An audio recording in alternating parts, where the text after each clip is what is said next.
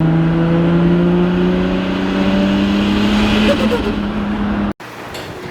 guys, welcome back to another episode of Tuned Up. It's me, JR, and Braden's behind the camera right now. What's up, hey yo! Look what we have here. The Toyota Supra. This is just another one that we've been doing. Okay, but check it out, this one's green! How about that, people? This one is actually painted snake skin. Snake skin, green? Snake, snake, green. Oh, look, it's a Viper color, okay, people? It's the Dodge Viper color. It's awesome, it's pretty cool. We talked about it. If you watched our M Coupe video, then you saw that we kind of showed this off in the corner, and we're gonna start tuning this car now and try and get it ready. It's gotta be to the Supras in Vegas meet here pretty soon, so I don't have much time. So we gotta get on it, get it together, and get it all ready for the owner to take delivery of it down there. So and I think it heads off from there to back east. So woo, good times. But yeah, we'll talk about this car in a second. We'll go pop the hood, go through everything. Any of your questions, Braden, that you got, make sure you ask, because I'm so scatterbrained when I'm going over these cars. And I think people are just gonna be excited that they get to see a Supra, like all the fanboys. That's right, they do. People just go crazy for them. But for good reason. And look, the first thing I'd like to point out, people, is I was going to be really, really upset if they didn't color match the radiator cap. But oh my goodness, thank goodness they did. Oh my goodness, I was so worried about it. It's the little we're touches. talking around about it, but it's always stuff like that where you're like, it's the little touches. It's the little things, JR. It is the little things. I like this is cool. It's a blacked out engine bay. I like that. You know what I don't like about this car? The owner opted for no idle air control valve. Hashtag race car. Look, internet. I know your friend told you that you don't have to have an idle air control valve. And you know what? They're right. They're right. You technically don't have to have an idle air control valve. But look, it just gets annoying. It gets annoying that you can't just go out, start the car, and it idles immediately. Okay? It's annoying. Like, why not just, all the provisions are there. The ECU can control it. The wiring's there. I don't know. It's the little things like this where people are like, let's just take a quick shortcut. It won't matter. Like, oh, no idle air control valve. Blah. Huh? I don't know. It's just little things, people, on these cars. When you have a channel like our YouTube channel and you watch us enough, people, you're going to see, like, it's the little things like this that just go a long way. But hey, enough of my... Look, Braden, you got to tell me, if I start doing that dumb crap, you guys cut me off. Look, people don't want to hear me rant. The people want to see me talk and tune cars. That's true. But hey, even though they didn't do that little touch, okay, at least they did the radiator valve. Oh, yes. No idle air control valve, but it does have color match radiator valve. Okay. Radiator cap. This is a fully built bottom end. Okay? Not billet mains, okay? But we're talking everything else, ARP, rods, pistons, right? So look to be in the neighborhood, like no problem making 1,000 wheel on the block. Built head, intake manifold, 1650 injectors, precision 67, 66. What else do the people want to see? I mean, blacked out engine bay, full fuel system, all dash 8, or no, let's see. I think it's dash 6. I think it's dash 6. Yes, dash 6 supply, dash 6 return. Double pumper in the trunk that's staged fuel pumps. Second one, you know, doesn't turn on until 5 pounds. I think it's a boost. I'm pretty sure it's boost logic manifold. Big 4-inch downpipe. Oh, look, look, people, I know you see this right here. You see the mechanical fan. And all of you were like, ew, that's gross, get rid of it. Don't get rid, please don't get rid. The best thing that ever happened to the Supra and the best thing that ever happened to the Skyline was the mechanical fan. Look, I'm probably misquoting it even at like 3,000 CFM. That's probably low. All the Supras that run the mechanical fans, they run so cool all the time. Doesn't matter. Air conditioning's on. It's 110 outside. It doesn't matter. They just run cool. They run good. They don't fail. It's awesome. It's awesome. People are like, well, they kind of sound like trucks, you know, at idle with the fan all, you know. This is the difference between a functional car and race car. Look, do you want a functional car that doesn't overheat and you can turn the AC on and drive it everywhere? Or do you want one that overheats because it's cool to show your friends with your little tucked fans? Like, I don't know. Just keep the mechanical fan. Don't, Skyline people, Supra people, keep the mechanical fan. Don't get rid of that. So, I like that the intake manifold has, like the way this one's done so that you can see the injectors nice and cleanly on top. This is also clean. I like the way he does his catch can. This car was fully built by 2JZ Motorsports here in Salt Lake City. They just do a good job. I get a lot of their cars. There's no fuss. I don't have to mess with anything. It's like a done deal. Oh, it's so good. So easy. You can see they've mounted the flex fuel sensor right here on the side. This car's fully flex fueled. So put whatever you want in the gas tank. It automatically compensates, automatically sets up its boost, automatically sets up its timing. Owner doesn't need to do anything. You put whatever you want in the gas tank. It doesn't care. It's great. Great car. I wish it wasn't so loud, but hey, that's okay. I mean, look, the car's already quote unquote loud, right? I mean, look at the paint color. That's a loud color. So I guess the fact that the car is, you know, also loud. Makes sense. Yeah, I guess it's not that big a deal, so.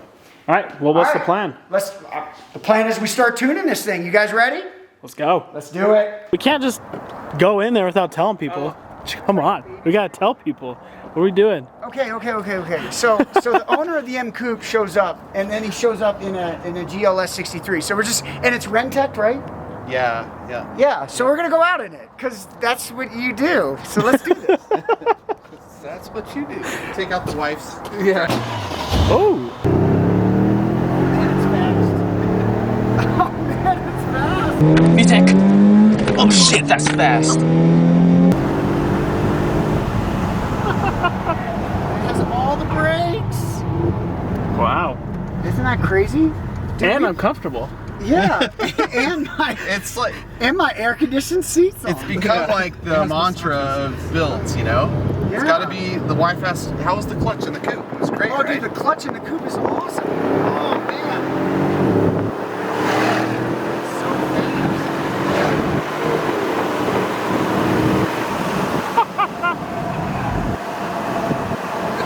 That is crazy. Yeah. Look, people, What do you- people, look. Focus with me now. Focus. HREs. Wow, those brakes are hot after that ride. That was good. I can't believe something so big moves out so hard. And stops so and hard. stops so hard. You're just like, oh my goodness. And all of us were just chilling, all comfy like. Man, you know, this is how rich people live in. I'm trying to be like that. I'm rich, bitch! We finished I'm almost out of gas, which is perfect. I finished the pump gas tune. I've got it running 17 pounds of boost. And that's where I'm going to leave it. So my motto is, pump gas is for cruising.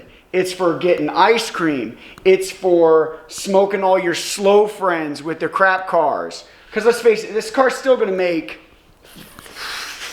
480, 500 wheel on pump. So it's not like it's a turd or anything like that. But pump gas is for being gentle on motors, going easy on motors, and cruising around.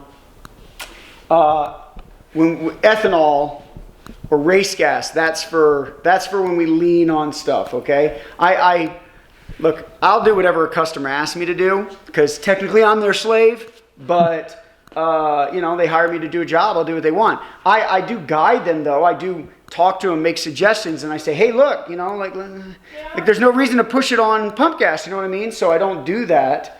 But yeah, I would say I leave the ethanol, race gas for getting nitty with it. But yeah, I will have super guys that are like, hey, let's run, can we run 23 on pump? And I'm like, we can do whatever your wallet can afford. That's what we can do. So Time to go fill up, huh? yeah, let's go fill up and then let's start doing, so we're at 17 and we'll start slowly working up and we'll be setting up all of our boost tables and our wastegate duty output tables so that we can slowly start stepping it up so we have that kind of control. This car is on an AEM V2. So you're not going to see some of the other stuff in our other videos where we have boost on the fly, rolling anti-lag. You cannot get any of that stuff on an AMV2. Versus like an Infinity, right? Yes, or like a Haltech Elite, or like a EMU Black, or like a Link G4X, or like, I mean, I could just keep going here, but I'm sure half the people that are watching this video are like, huh? Deal. Let's go. Man, does my face look pretty stupid when I do that? Just saying. Sometimes I feel like I have no control over my face. That's all I'm saying. Hey, look. God gave you that face. So you better be happy, all right? At least my wife loves it. I love you, honey.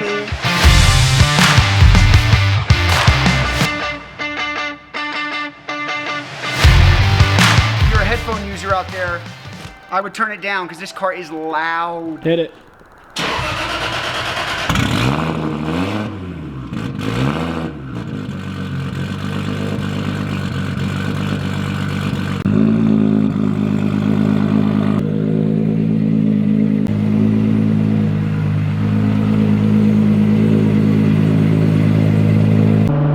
What's up, people? We are in the car, we're driving, and I don't know if you guys can tell, it is, look, I like loud cars as much as the next person, Braden. I do, but like, this car,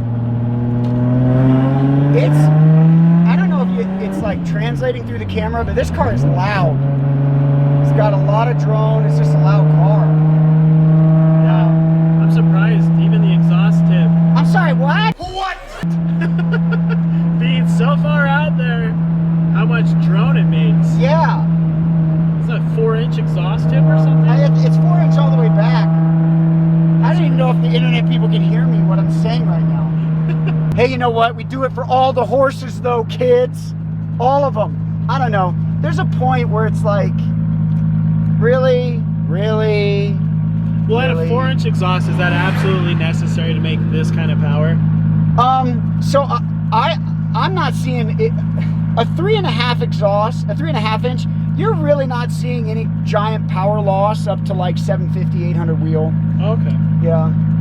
I was gonna say, because that's what everybody says. Oh, I did a bigger exhaust. Yeah. You know, I needed more Even power. then, it's a percentage of loss. So if somebody's like, hey, I went to a 4-inch, you know, if you go to a 4-inch and you're around 800 wheel, yeah, maybe you go from dynoing like 800 to like 810. Whoopee! You know what I mean? Probably much better to have a quieter car that you can enjoy more with friends and not have to yell like you and I are having to do like right now, just yelling at each other. Oh, yeah. But when you start getting to cars that are 1,000 or 1,100, because it's a percentage, now if you were at 1,000 or 1,100, can you even hear me? Yeah. Now if you were at 1,000 or 1,100 and you go from a 3.5 to maybe a 4-inch, now we're talking about picking up 40, 50 horse, 60 horse, you know what I mean? So, let's do a little second gear pull here. This car is fun. Ready? Here we go.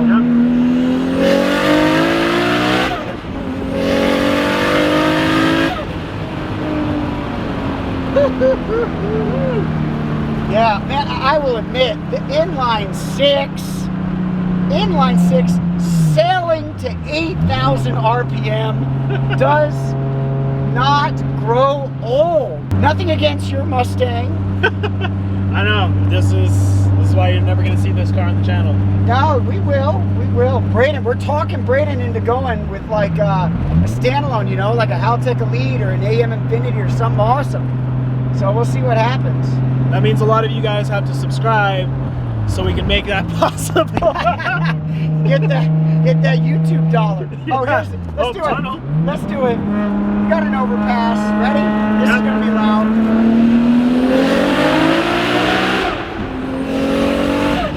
Oh yes. Woo! Did you feel right at the top of second gear? Car started to skate a little bit, but it was fine. This car's running R888s. Man, is that a killer tire? Look, I've done the Michelin Pilot Sport PS2 Cups.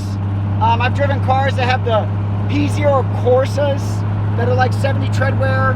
I've done the Yokohama Advan AO48s. And I just gotta say, like, there's a reason why all the underground racing guys are all on R888Rs. R888s or R888Rs. They just recently came out with the R888R, and it's like, man, that was a good tire before, and now you're gonna one up us. You're gonna Annie in again. I mean, get real. Good job, Toyo. Slip at the top of that gear. Yeah. So when we were going underneath the tunnel, Yeah. it started to spin out. Yeah, right at the top of second, you can feel it wag the dog, and we started to, yeah. Is that because it has active traction control? No. Oh man, so that's probably one of the biggest selling points of jumping from the V2 to like an AEM Infinity or like a Haltech Elite is you then pick up traction control that's fully tunable.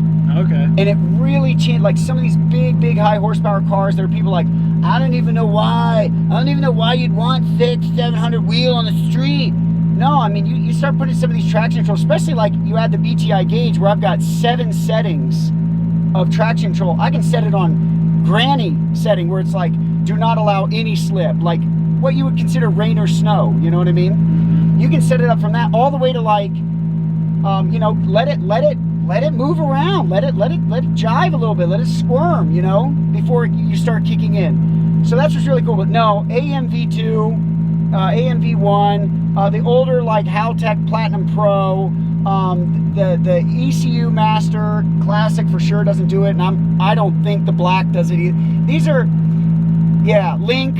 I don't think the Link has traction control on it either. I bet maybe they're bigger, higher end ECUs. I actually have never done like one of their higher stuff. Like I think they're called like a Fury or a, man, I'm sorry, Internet World. I'm not super familiar with that Australian brand.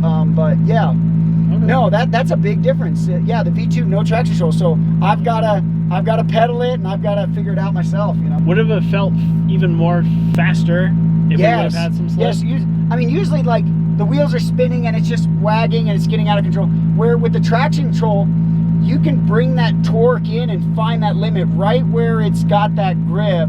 I don't want to get too physicsy with the internet, but yes, kids, the coefficient of friction, you have sliding friction and then you have a static friction. Static friction is where you're not slipping. Static friction is always higher than a sliding friction. This is the reason why, like, you know, like if a friend is sitting on a skateboard, let's say, and you go to push them, it always takes more force to start pushing them than it does to keep them moving. Again, it's always harder to overcome that static friction. So you don't actually want that tire spinning like that. Like, well, what about slicks?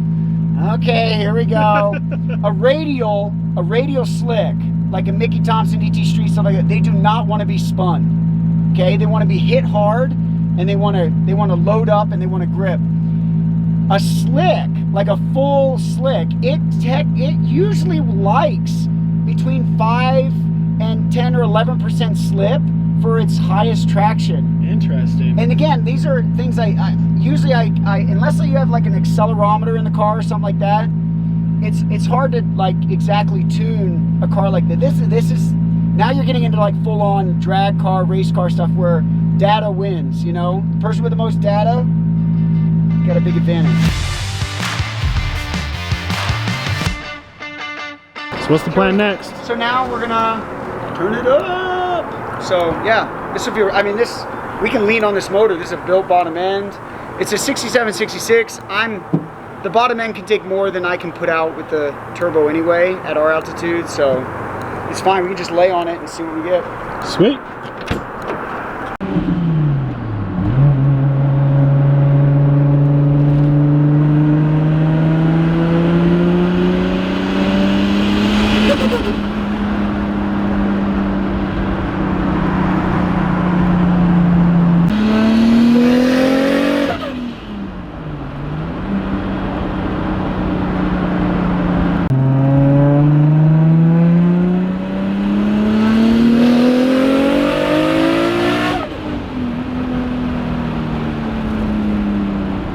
Pounds boost, your 91 octane, what do you think it's putting down? 70, probably like 480, 500 right in there.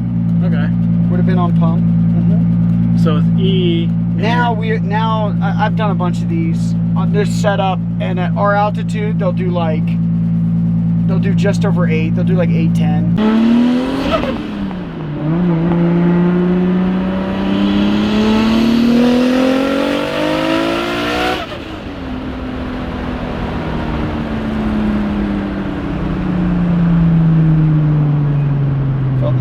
What's the verdict, doctor? The verdict is I'm commanding the wastegate and I'm getting nothing. Getting nothing. So I'm not being able to up the boost here. So, we're gonna probably have to go back to the house and check it out and see why we can't get it turned up. All right. So, what are the possible let's take a options? look, see if we can figure out how to get all the little flashlights out. Just make sure we got yeah. Oh man, it's just so hot. Ugh. Just like that, you burn yourself. Just like that. Man, it's all there. Wiring's there. Dang it. So you're not getting a reading, or what's happening? I'm up in the duty cycle, but I'm not getting anything out of it, so. That's no bueno. Yeah, so now we gotta go back to the house. We gotta put a voltmeter on it. Make sure we got our 12 volts. Then I'll try pulsing the solenoid and we'll go from there. I'll check it. I'll start at the ECU.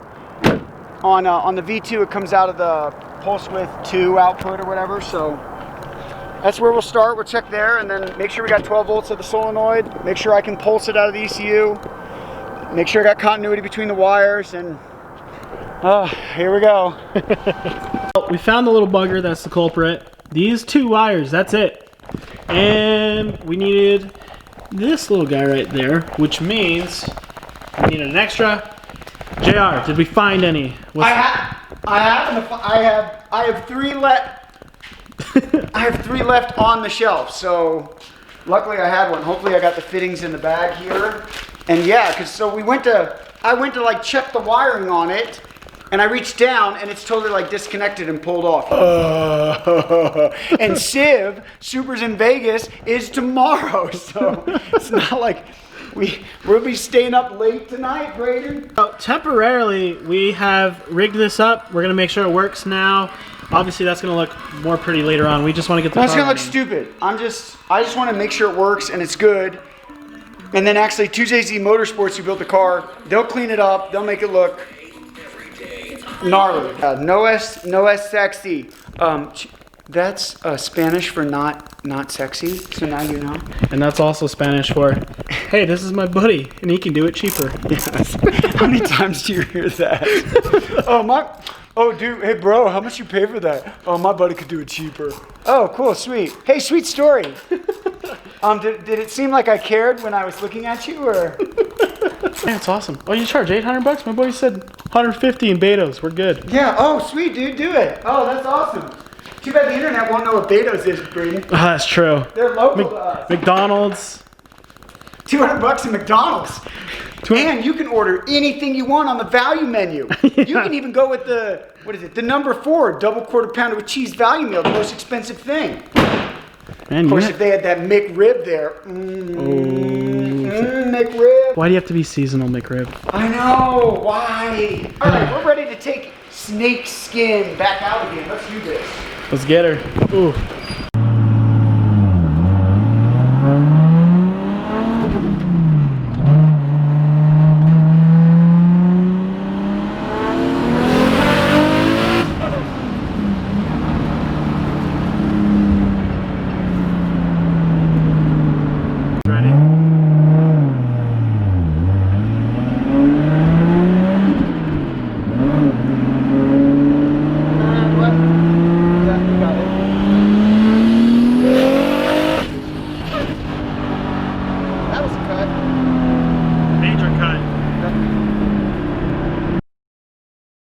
This safe. We're going on back roads. We're trying to make this as good as possible, stay out of people's way, especially when you're tuning a car. And today kind of bit us in the butt. Yeah. We got a sheriff who just happened to be on the end of the road. Yeah, we are in it's like a industrial park. There's no one here. It's like very industrial, very dead. And well, we played our cards. Let's see what happens. JR, dude, we skimmed by on that one. Let's pick the carpet up off the ground. Here we are on the side of the road. Hey, you didn't give us a ticket. Thank you, because we're already getting our butts kicked out here. Oh my goodness. The secondary fuel pump, I can see the ECUs triggering it. And I'm getting nothing. No relay click. So we got it fixed. Yes, we got it. Everything was actually fine. It was just, we had switched some outputs earlier at the shop and I didn't configure them right in the ECU. Oops. So, because one of the other pins actually was loose. And so, with the builder of the car, we swapped it. And I never swapped it on its output screen. Oh, thank the heavens, man.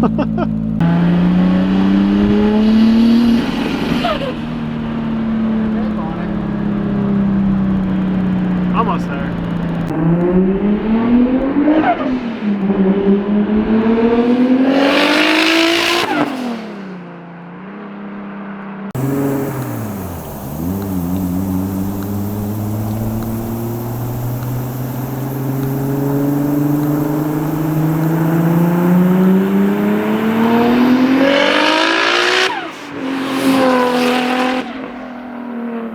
Words cannot express how loud that thing is. It is insane. And anyway, just for the viewers at home, we're not doing joyrides. There is an interesting thing happening where it feels like we're taking it up to about 5,000 RPMs and it cuts, almost like a two-step. This started happening ever since we started engaging the second fuel pump. And so right now he's trying to do passes, trying to make slight adjustments and see what's causing the issue. So again, we're not taking a joyride.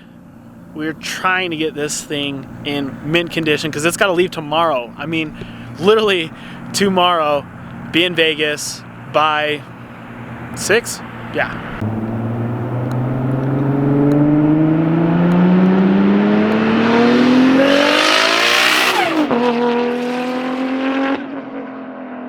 Okay, that pass sounded so much better. I'm hoping that he got the fuel cutting like figured out. He's all the way over there, so I'm just gonna wait for him to come pick me up and we'll find out. Yeah, it's crazy. Yeah, we got it. Got it figured out. Got it. All right, I was gonna say that last one out of all of them sounded the best. Yes, no, got everything where it needs to be.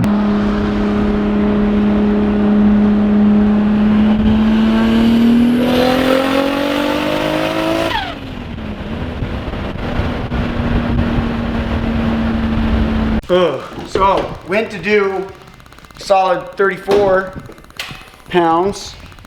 We just got a loud boosh, so we knew, and then I had no boost, so we've blown an intercooler pipe somewhere. That's totally off.